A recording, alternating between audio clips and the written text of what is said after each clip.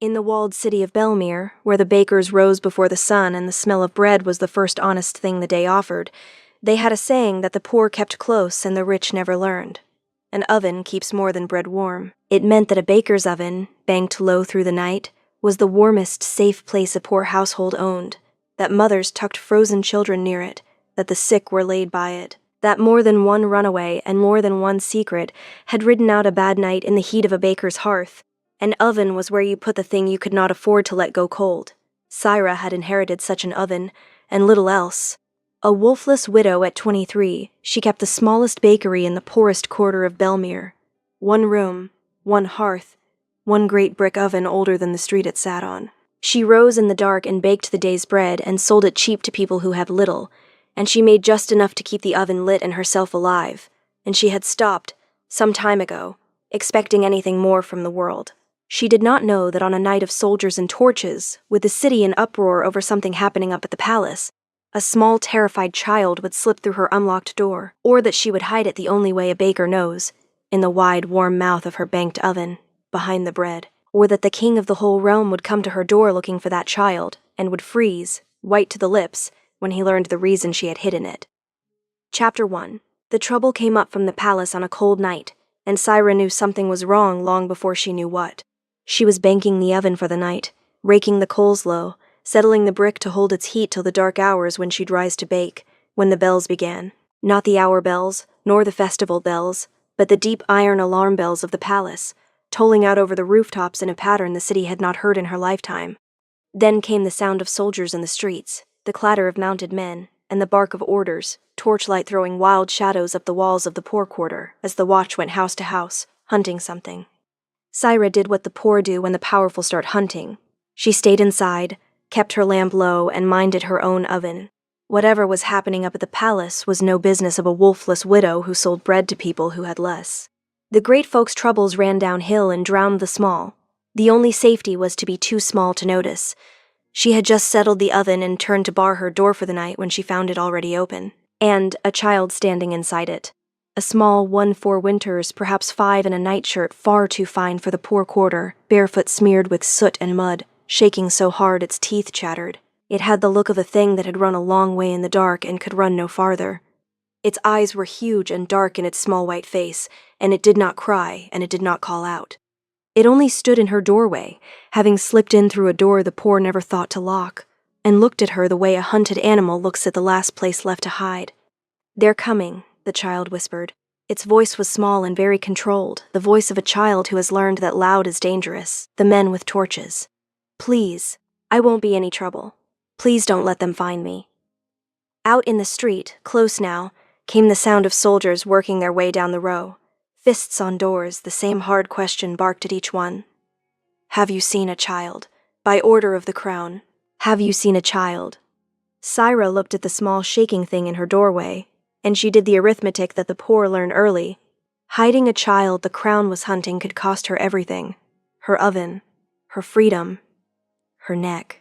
And she looked at the child's huge, dark, frightened eyes, and she found the arithmetic did not matter at all.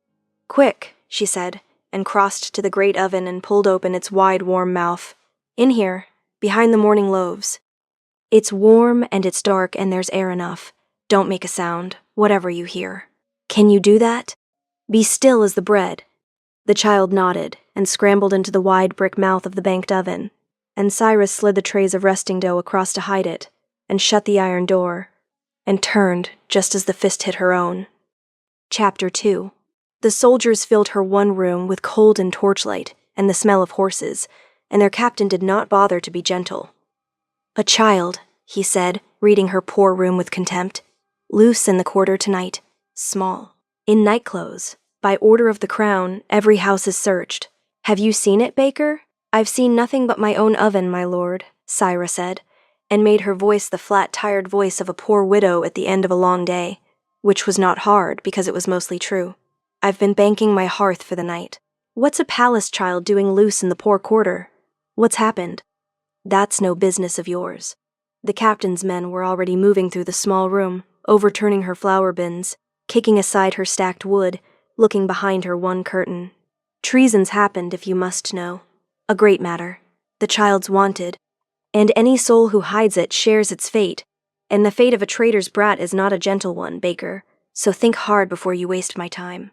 His eyes went around the bare room and found nothing, and came at last to the great oven, its iron door shut, heat shimmering off the brick.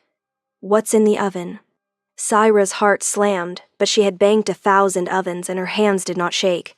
"Tomorrow's bread, my lord, resting," she said. "And the night coals. You're welcome to open it, if you don't mind ruining a poor woman's whole day's selling. The dough won't rise once it's chilled, and I'll have nothing to sell and nothing to eat, but the crown's business comes first. I'm sure." She moved as if to open it herself, weary and resigned. "Mind the heat. It'll take the hair off your arm."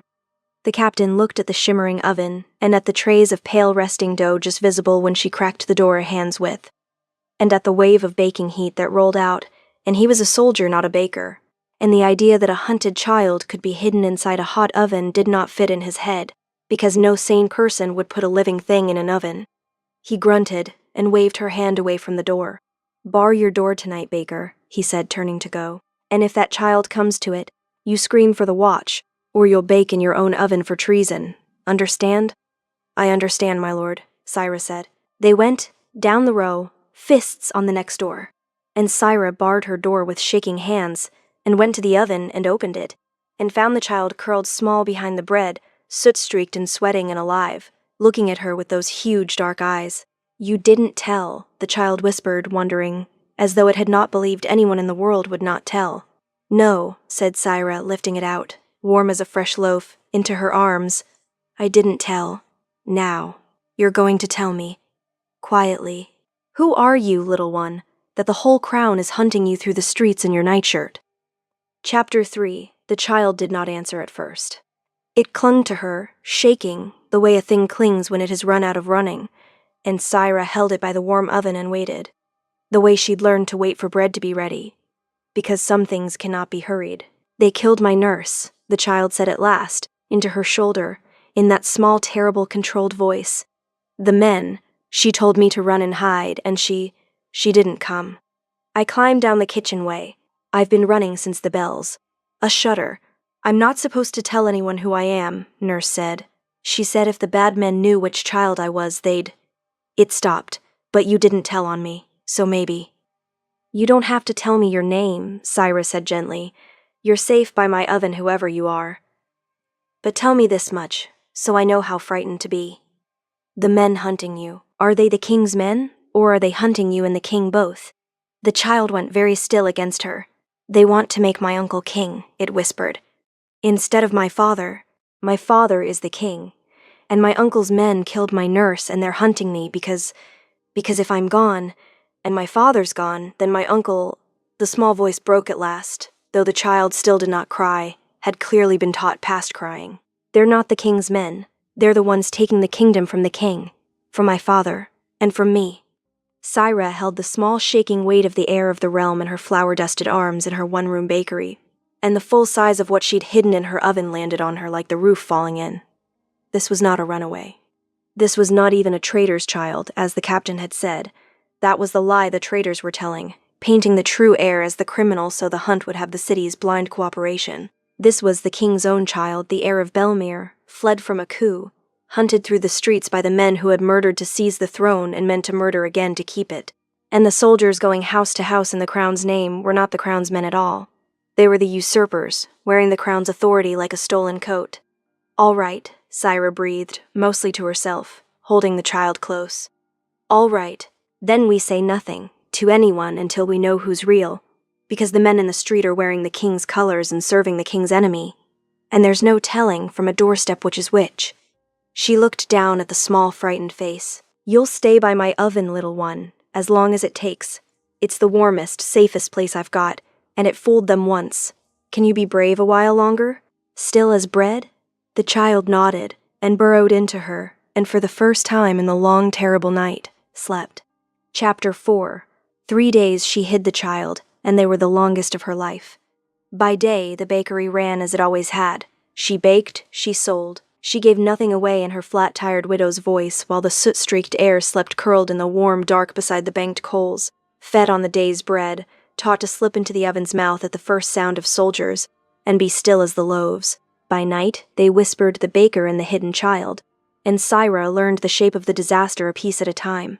The uncle, Lord Vance, the king's own brother, had moved against the throne. The king himself had been driven from the palace, or worse, no one in the city knew which. Only that the bells had rung and the soldiers had poured out, and the streets were full of the lie that a traitor's child was loose and must be found. The city told nothing true, helped the hunt. And the hunt did not stop. House by house, day by day, the search worked through the poor quarter and back again, because Vance knew, as Syra knew, that a living heir was a blade at the throat of a stolen crown. As long as the child breathed, the usurper's grip was not secure. So the soldiers came back, and each time Syra opened her oven to the captain's contempt, and each time the heat in the bread turned him away, and each time she shut the iron door afterward with hands that shook a little more. She thought, more than once, of being rid of the danger, of waiting for a quiet night and turning the child loose, or even, in her darkest tired hours, of opening her door to the watch and buying her own safety with the small life by her hearth. The arithmetic was brutal and clear. One wolfless widow could not hide the heir of the realm from a usurper's whole army, and the trying would only get her killed beside it. She looked at the child each time the thought came, sleeping warm and trusting by her oven, having decided in its terror that she was safe when the whole world was not. And she could not do it. She had built her small life on the one principle the world had never managed to beat out of her. You do not put a frightened thing out into the cold to save your own skin. She had hidden the child because no one should be hunted through the dark in their nightshirt. She would keep hiding it for the same reason, danger or no, until something broke the standoff one way or the other. On the third night, something did. A different knock came at her door. Not the hard fist of the watch. A single, exhausted, careful knock. The knock of a man who has been running as long as the child had and has nearly nothing left. Chapter 5. She opened it on the chain, lamp low, and found a tall man alone in the dark, hooded, mud-caked, swaying on his feet with exhaustion. And one look at his face told her two things at once, that he was no common soldier, and that the bending weight of him, even ragged and spent, was the weight she had only ever felt from a great distance, on feast days, from the man on the high balcony. The king. King Alder, the realm's true ruler, 3 days a fugitive in his own city, hunted by his brother's men through the streets of his own capital. His fine clothes were gone, traded or torn. He wore a laborer's rough coat and 3 days of beard and a wound, badly bound, dark along one arm. And his eyes, when they found her face through the gap in the door, were the desperate, burning eyes of a man who has run out of everything but one last hope. "I'm told," he said, and his voice was a ruin, "that the watch searched this row 3 days running and found nothing, that every house was turned over but this one passed quick. Every time. A baker's oven." He swayed. "I've been 3 days following the hunt. Baker. Following where my brother's men look, because where they keep looking is where they haven't found what they're hunting. They keep coming back to this row. To you. Please." The word came from a man not used to saying it. "I'm not the watch. I'm not Vance's. I had a child. A son. He ran in the night when they came, and his nurse died getting him out. And I have searched this whole city for 3 days, and the only place the hunt won't leave alone is your door. Please. If you've seen him, if you know anything, he's small and dark-eyed, and he'd have been so frightened." Syra looked at the ruined, desperate man, and her heart was slamming, because she had no way to be sure. Vance could have sent a man to play the grieving father, could have dressed a soldier in rags to trick the hiding place open. The whole survival of the child rested on her being right about a stranger at her door in the dark. But she had spent 3 nights learning the child's face. And she looked at the man's face now, the dark eyes, the shape of the brow, the very stillness under the desperation that the child had when it was frightened. And the likeness was a thing no usurper could have counterfeited, because it was written in the blood. She took the chain off the door. "What's his name?" she said quietly. "Your son. Tell me his name, and how he hides when he's afraid. The thing only his father would know." The king's ruined face crumpled. "Tomas," he breathed. "His name is Tomas. And when he's frightened, he goes still and quiet. He doesn't cry. His nurse and we never could break him of it. He learned too young that loud brings the wrong people. He just goes silent and small, and stepped back and opened the door. And from the warm, dark mouth of the great oven, where he had slept 3 nights behind the morning loaves, a small, soot-streaked figure that had heard its father's voice came scrambling out across the flour-dusted floor. crying Papa for the first time in 3 silent days. And the king of the realm went down on his knees on a poor baker's floor and caught his son against his chest and froze, utterly, his whole ruined body going rigid, as the understanding of where the child had been hidden and how, and by whom, broke over him all at once. Chapter 6. He held his son for a long time and did not speak, and Syra understood the freezing. It was the stillness of a man who has been braced for grief for 3 days and has had the grief abruptly, impossibly, taken away, and whose body does not yet believe it. When at last the king looked up at her, over the child's head, his face had gone through something she had no name for. "You hid him," he said. His voice shook. "In the oven. That's why the watch passed your door. They opened it and saw a hot oven and bread, and no sane soul hides a living child in a fire, so they never looked twice. You hid the heir of the realm in the one place no one would think to look, because looking there seemed like murder." His arms tightened around the boy. 3 days. You've kept my son alive 3 days, with my brother's army turning over every house on this row. Knowing, you did know, didn't you? You knew whose child this was and what hiding him would cost you. He told me the second night, Cyrus said quietly. Once I'd not turned him over the first. I knew exactly what I was hiding, my lord, and exactly what it would cost if they found him here. A baker's oven and a baker's neck both. She looked at the child. Warm and safe in his father's arms at last. But you don't put a frightened thing out in the cold to save your own skin. I've built my whole small life on that one rule. It was the only thing I had that the world couldn't take. So I kept it. Even for the heir of the realm. Especially for him. Because every other door in this city had been told he was a traitor's brat, and shut to him, and the lie nearly killed a child who'd done nothing but run from murderers in his nightshirt. The way she had felt no powerful man look at her in her whole overlooked life, and something moved in his ruined face that frightened her more than the soldiers had. The whole city believed the lie, he said slowly. My own people, hunting my son for me, because Vance told them he was the traitor and they had no reason to doubt the men in the king's colors. Every door in Belmere shut against my child, except one. A wolfless widow's, in the poorest quarter, who heard the same lie as everyone else and looked at a frightened child instead of the story they'd been handed. His voice dropped. I have a kingdom full of people who believed the powerful over their own eyes, and the one soul who didn't is a baker who hid my son in her oven. Chapter 7. He could not stay, and neither could the child. Not yet. Vance's men still held the palace and the streets, and a fugitive king with his heir was a fugitive still. But the finding of the boy changed everything.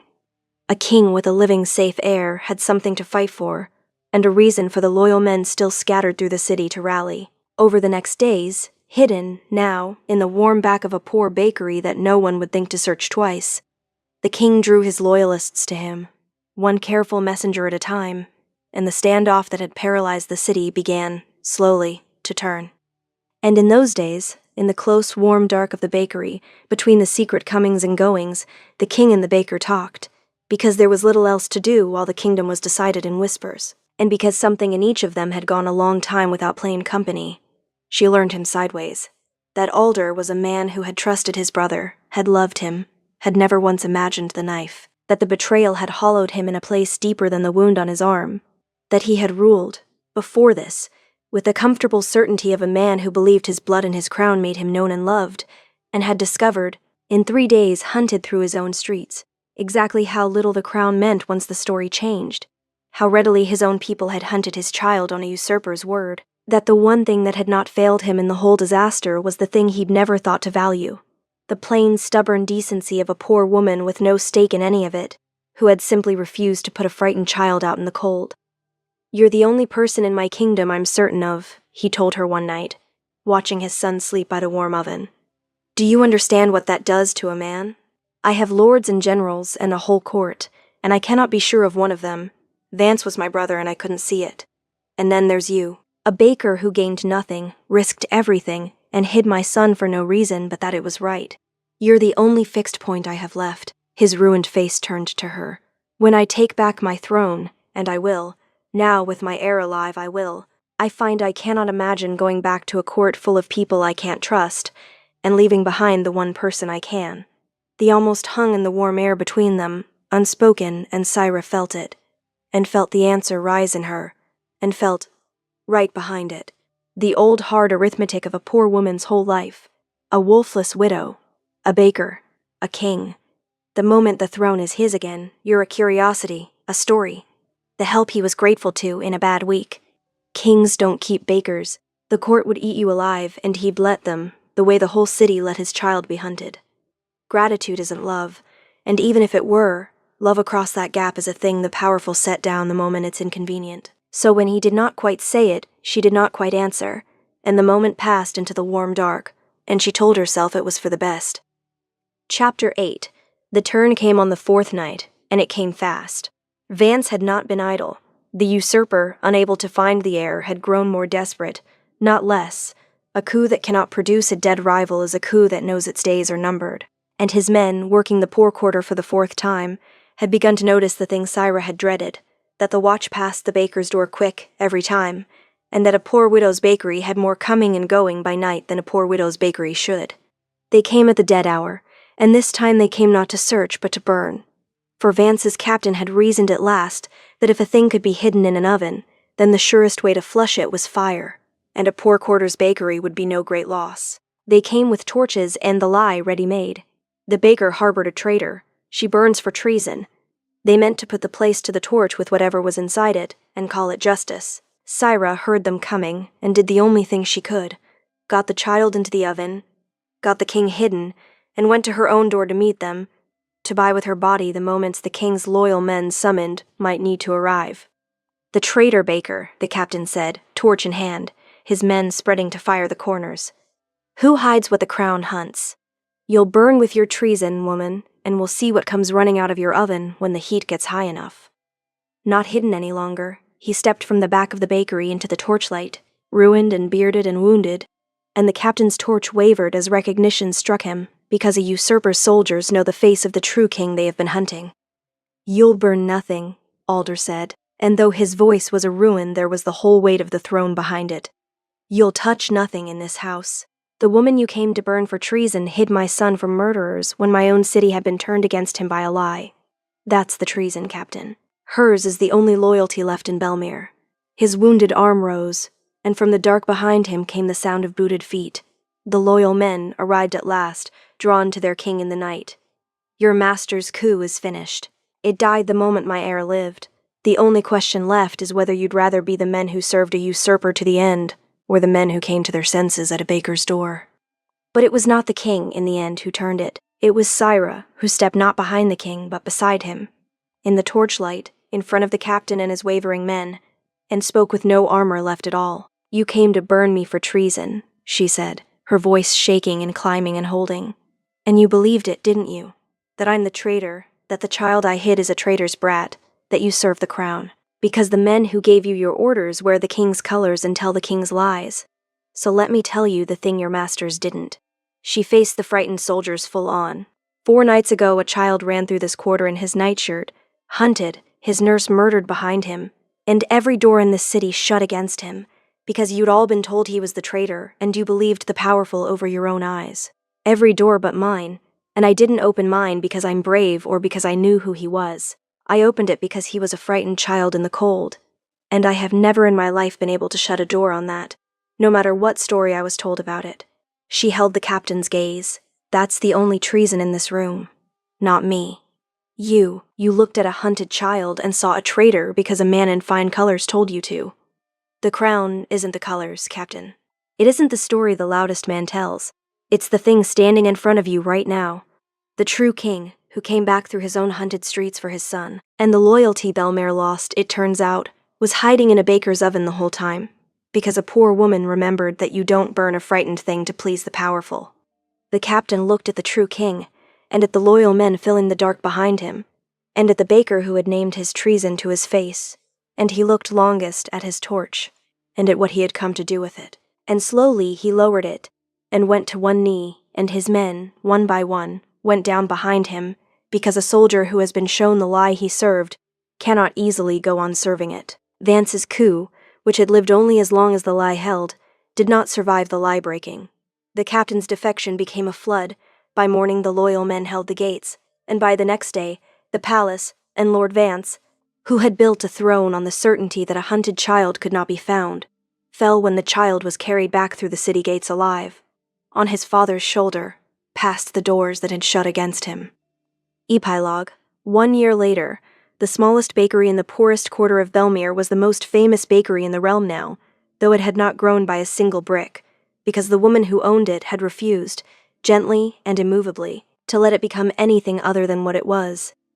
That had scandalized the court most, a wolfless widow, a baker, raised to the king's side in his heart, who would not move into the palace and give up the one-room bakery where she'd hidden the heir, who still rose in the dark to bake, who had made the open door, the refusal to shut out a frightened thing on a powerful man's say-so, into something the whole reign was built on. They had stopped, eventually, calling her the baker with a sneer.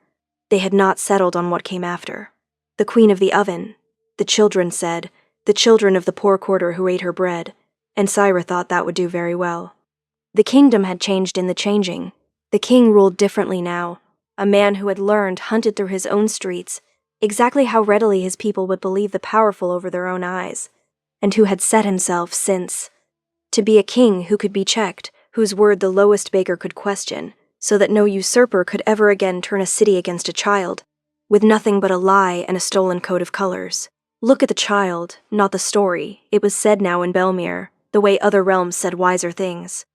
The boy, Thomas, grew sturdy and unafraid, and had long since stopped going silent and still when he was frightened, because he had learned at last that there was a door in the world that would always open, and a warm oven behind it, and a woman who would never shut either against him. Alder came down to the bakery on a clear evening, to the bakery where it had begun, because some things are worth keeping the shape of. He found Syra drawing the evening's last loaves from the great oven, Tomas underfoot stealing a warm heel of bread, the hearth glowing the way it had the night a hunted child crawled into it. In his hand the king carried something small, a child's nightshirt washed and folded and kept, the fine soot-streaked nightshirt his son had run through the city in, that he had pulled off the boy the night he found him, and never let anyone discard. "I had it kept," he said, pressing the small folded nightshirt into her flour-dusted hands. Everyone in Belmere believed the most precious thing in my kingdom that night was the heir, the blood, the line, the future of the throne, and they hunted him through the streets for it. He folded her fingers around the small worn cloth. They were wrong about where the worth was. The heir was only safe because of a thing my kingdom had thrown away, and never thought to value, the plain decency that opens a door to a frightened child, no matter what story the powerful tell about it. Every great house in this city had blood and line and certainty, and shut its door. You had an oven and a rule, and you opened yours. His mouth found her hair. The most valuable thing in my realm wasn't my son's royal blood, Syra. It was a baker who'd never read a pedigree in her life, and looked at my hunted child, and saw only that he was cold. Syra laughed, the easy, whole sound that came so freely now, and set the small folded nightshirt on the shelf above the great oven, kept like every warm thing she'd ever sheltered through a bad night. The oven glowed in the poor quarter's dusk, banked low to hold its heat through the dark, ready as it had always been to keep more than bread warm, and the wolfless widow who had hidden the heir of the realm in its warm mouth, and named a usurper's lie to a captain's face, drew her last loaves of the day with her king beside her and her city's children at her door, and kept, as she had always kept, the one rule the world had never managed to take from her. You do not shut the door on a frightened thing, whatever they tell you it is. However much it costs, it was the only law she had ever lived by. And it had, in the end, kept a kingdom warm.